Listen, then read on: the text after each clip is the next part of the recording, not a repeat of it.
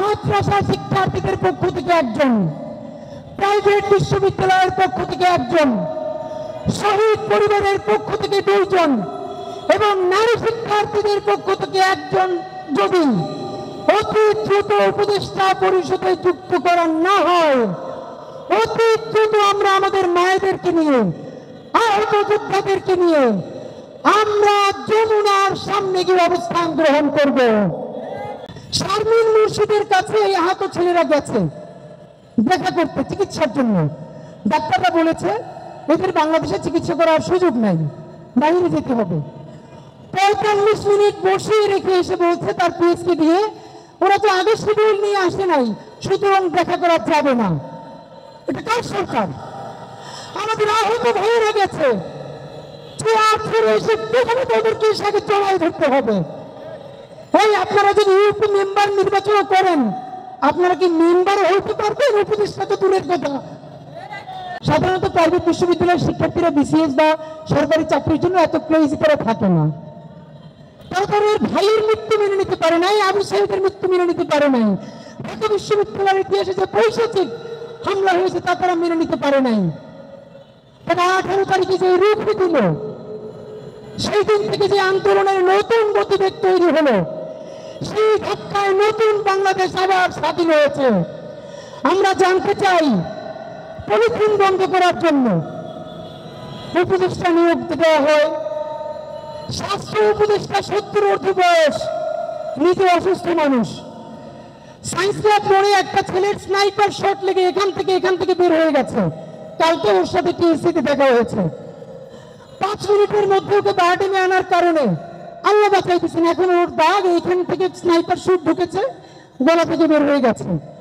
ও গেছে স্বাস্থ্য উপদেষ্টার সাথে কথা বলতে, তাকে সে গ্রামীণ ব্যাংকের গল্প শোনায়। শারমিন মুর্শিদের কাছে এই আহত ছেলেরা গেছে দেখা করতে চিকিৎসার জন্য। ডাক্তাররা বলেছে এদের বাংলাদেশে চিকিৎসা করার সুযোগ নাই, বাইরে যেতে হবে। 45 মিনিট বসিয়ে রেখে এসে বলছে তার পিএসকে দিয়ে ওরা তো আগে শিডিউল নিয়ে আসে নাই, সুতরাং দেখা করা যাবে না। এটা কার সরকার? আমাদের আহত ভাইয়েরা গেছে, এসে প্রথমে তাদেরকে সাথে চড়াই ধরতে হবে। এই আপনারা যদি ইউপি মেম্বার নির্বাচন করেন, আপনারা কি মেম্বার হইতে পারবেন? উপদেষ্টা তো দূরের কথা।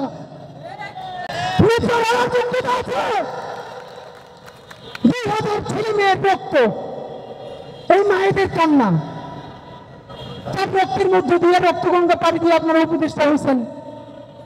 আমাদের আহত ছেলেগুলো আপনাদের সাথে দেখা করতে গেছে, 45 মিনিট বসে বলতেছেন শিডিউল নিয়ে আসছেন। যদি আবারও যাই শিডিউল ক্ষমতা বুঝাই দেবে, কিন্তু বাংলাদেশ ছেড়ে দেয় নাই আমরা। আমাদের মায়েরা বলছেন তারা আমাদের সামনে থাকবে, আমরা বলছি আপনাদের পিছনে আমরা থাকবো, যতদিন না পর্যন্ত ইনসাফের বাংলাদেশ বিনির্মাণ হবে।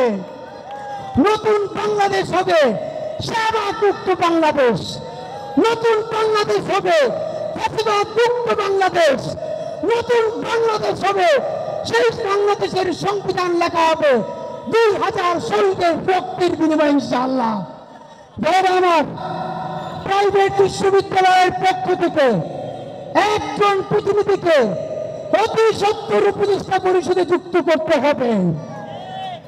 নাম্বার 2, এখন পর্যন্ত ডকুমেন্টেড আমাদের কাছে আছে 72 জন মাদ্রাসা শিক্ষার্থী শহীদ হয়েছেন, যার মধ্যে 14 জন কোরআনের হাফেজ, 80 জন, এর মধ্যে 14 জনই হাফেজ।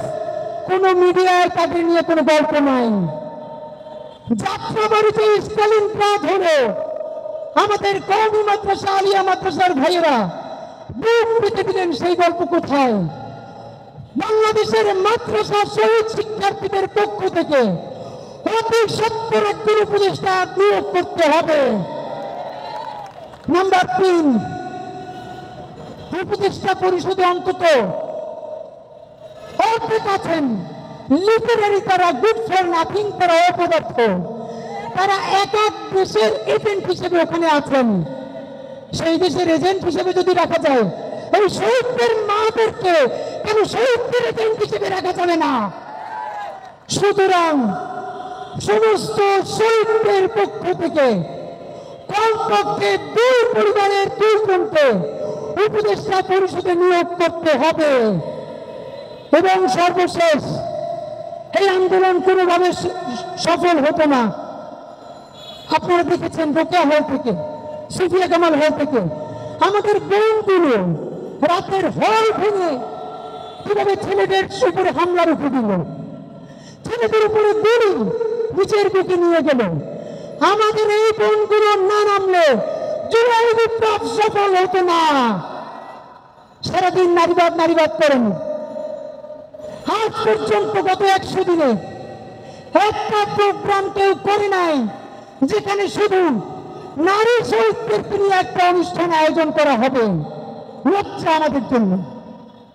আমাদের মেয়েরা কিভাবে আহত হয়েছে, এখানে আজকে সকাল আছে ঢাকা বিশ্ববিদ্যালয়ের রোকেয়া হলে ইনকিলাব মঞ্চে কাজ করে এই অনুষ্ঠানের সম্মানে আজকে ফটোগ্রাফি করছে এখানে নিজের থেকে।